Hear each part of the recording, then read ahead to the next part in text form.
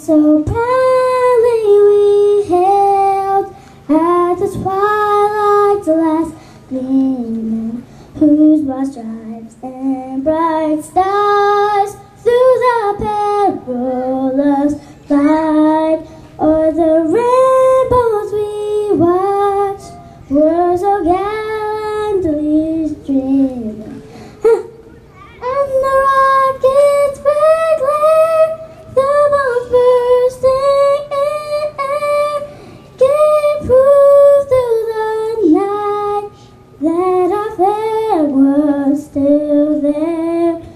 Oh, say does that star-spangled banner yet wave o'er the lands of the free and the home of the brave?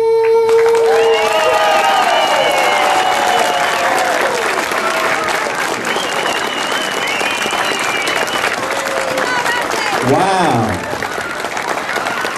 Thank you, Rosie. I understand that she had previously performed at Madison Square Garden, so you can see why. That is a great job, Rosie. Unbelievable.